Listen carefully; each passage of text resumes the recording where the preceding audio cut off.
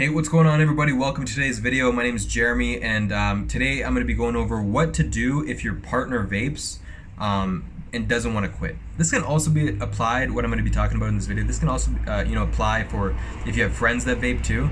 But look, like if you're trying to quit and your partner doesn't, this is your guide to successfully quitting. I know this can make it more difficult to quit, especially if you're using like conventional methods. So today I'm going to give you more specific tips on how to successfully navigate your way through this situation. You know, having a partner that you're trying to make this improvement, they're not. Same thing with friends. You're improving your life, you're trying to move on and level up, and they're just happy to keep vaping, right?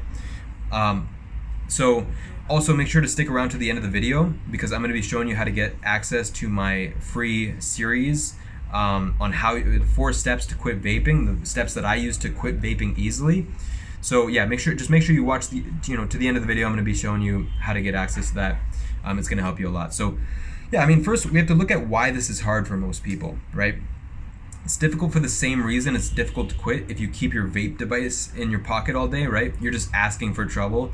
Ideally, when you quit, you want to increase the difficulty it takes to get a vape so that when you get the thought, I want to vape, you have more time, especially using my strategies to talk yourself out of it. I've got some methods. You can see them on other videos in this channel where like you can literally win that argument against yourself. But we'll go over that later. But when you have a partner who continues to do it or leaves their vapes around the house in easy reach for you, it makes it harder to just use willpower to quit. And I know it can be so frustrating to be trying to improve yourself while others around you are just fine staying stuck in this particular area, right? However, if you're thinking about breaking up with them or leaving your friends, let me show you a better way. I think in this situation, it's best to lead by example. Over 60% of U.S. adults who vape admitted to wanting to quit, and it's my belief that the other 35% on top of that secretly want to, but their ego is stopping them from admitting it, or they just have like seriously tangled mental wires with the addiction, and they view it as something that's like necessary for survival on a subconscious level, guys. Of course, not consciously thinking. They know they can survive without it. But it's like their brain views it that way and they don't see the reason to quit. Don't try to force your partner to quit, as it'll just make things worse. You want to pull them by making the improvement yourself so that it becomes something that like isn't normal to you or to do around you, right? You don't want to like brag or show off or judge them or anything, but you want to make it an unusual situation for someone to vape. Just like how if an overweight man lived in a house, like moved into a house with like 10 male models who did 1,000 push-ups every morning, he'd feel pulled to start exercising more and watching what he's eating and start joining in by doing push-ups, right? Humans are tribal animals, and at our core, we don't feel like we don't like feeling like an outsider, right? Because when we lived in tribes, literally like if we got kicked out of the tribe, it literally meant death. So we're heavily influenced by our environment. And this is why a lot of times it's difficult if you're trying to quit and they're continuing to do it, right? But it also works the other way around. Just like in the same way you might feel pulled to keep vaping, you can also pull them to quit, right? So given the fact that we're mentally heavily influenced by our environment, it's key that you mentally prime yourself to lead. This involves removing your desire to vape in the first place so that if they vape around you, all you feel is pity because they're still stuck, instead of craving it and perpetuating the myth that there's something pleasurable about vaping. Absence of what you really want is what causes desire. What you want is to feel stress-free, happy, and relaxed and focused, right? You may think that vaping and nicotine brings you these things, but in reality, it only destroys them, guys, while giving you the illusion that it helps them. So many people think that nicotine helps them. I'll use one example, like relaxation. How can a stimulant relax you? People don't drink coffee or do other stimulant drugs to relax, right? It creates that illusion because withdrawal makes you unrelaxed, and that next dose of nicotine relieves about 90% of that withdrawal. And there's about 20 of these. I have a quiz you can take. I'll talk more about that at the end of the video. But really the key to removing your desire is understanding that the only reason anyone vapes is to feel like somebody that doesn't vape, right? So like literally if you vape to feel less stressed, and vaping only makes you feel 90% of what somebody that doesn't vape feels like. It's like, that's what I'm talking about when it switches your mindset from viewing it as something, like viewing not vaping as the absence of what you desire, to viewing vaping itself as the absence of your absence of what you want that's creating your desire, right? If that makes sense.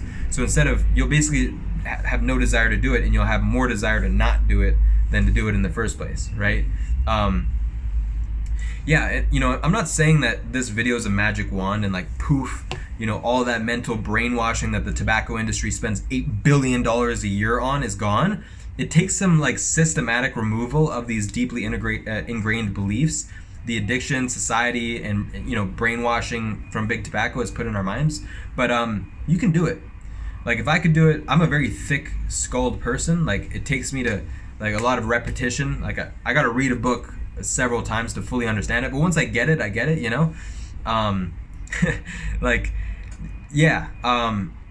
But literally, like if the absence of what you want is what causes desire, then making this mental shift towards fully understanding that the only reason you vape is to feel like somebody who doesn't will make you desire not to vape more than to vape. Hope that makes sense, guys. But yeah, this way, like when your partner or friends vape in front of you, you just feel pity because they're stuck, nothing else. They'll feel how relaxed and calm you handle the quitting process. And in fact, they'll feel pulled towards quitting themselves. That, I believe, is the right way to lift somebody out of their addiction, instead of you trying to force them and start fights, because they don't want to quit with you. They're just scared. They're stuck in a tug of war of fear between what will happen if they quit versus what will happen if they don't, right? So what will happen if they quit? Like, they don't think they'll be able to cope with stress. They don't think they'll be able to relax. They think they'll be anxious. They think that they won't be able to concentrate, right? Versus if they don't quit, right? The health reasons, the money, the slavery of it, right? The lack of confidence, right? Like they're basically stuck in a tug of war between both.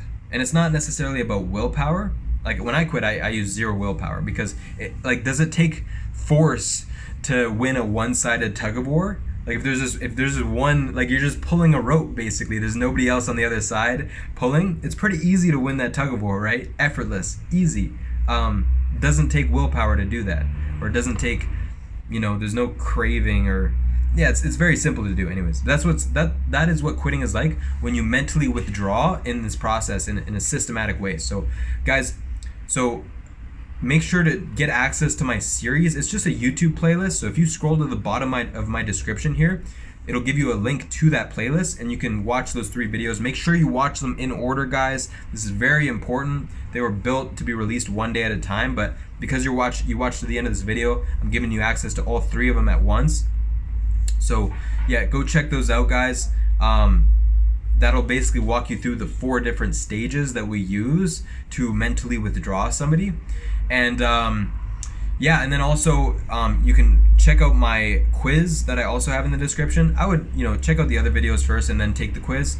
But yeah, guys, I hope this helps some of you that are struggling with this. And stay strong. I will see you in the next video. By the way, I upload daily, so subscribe so you get more content like this.